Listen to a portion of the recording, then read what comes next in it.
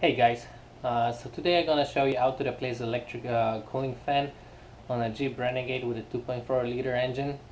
So if your fan doesn't work, you have the check engine light on with the P048 fault code, or if your fan is wobbling and making noise, then you're gonna have to replace it. There's only one fan on that car, so it's really important to don't wait and just order a new one or go to the go to Jeep and get it replaced.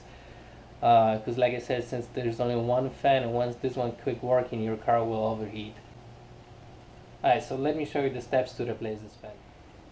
Alright, so the first thing would be to remove the engine cover. Then we're gonna remove the O2 sensor. You're gonna need the 22mm wrench or O2 sensor socket to remove this. Then we're gonna remove the heat shield, and we're gonna move the coolant reservoir to the side. We're not gonna disconnect any coolant hoses. And I know some people disconnect the motor mount on the passenger side and they lower the engine a few inches. I'm not gonna do that. I'm gonna just get it out without moving the motor mount.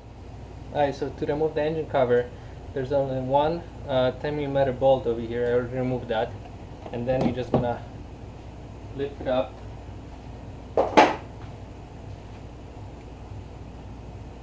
Then we're gonna disconnect the auto sensor plug. If you look down the engine standing in front of the car, just follow the wire, and there's like a coolant hose here, and underneath that coolant hose the plug is right there. Alright, so I have the plug disconnected from the auto sensor. On the other end of the harness there's a tab underneath that you're gonna have to press in to release it and then pull it out. Then you're gonna loose the auto sensor. I already did that, and just unscrew it. So you have to disconnect the plug first before removing the O2 sensor. The next thing, we gotta remove the heat shield, which looks like we have 3 10mm nuts over here, one bolt over here,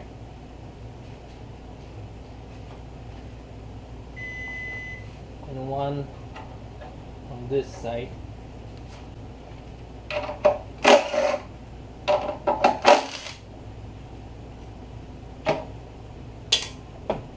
Alright, so I have all the bolts and nuts out.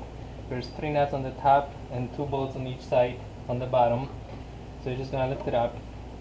And also, since you're gonna be working a lot around the exhaust manifold and the coolant hoses, I would recommend to let the car engine cool down before you start working on it, so you don't burn yourself.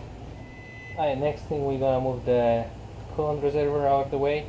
The way you remove it, you just slide it to the left and lift it up.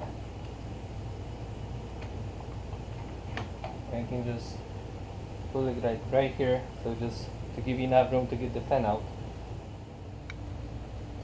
I'm not sure how well you're going to be able to see it, but there's a harness that goes to this electric fan. So there's a one plug over here and one down there.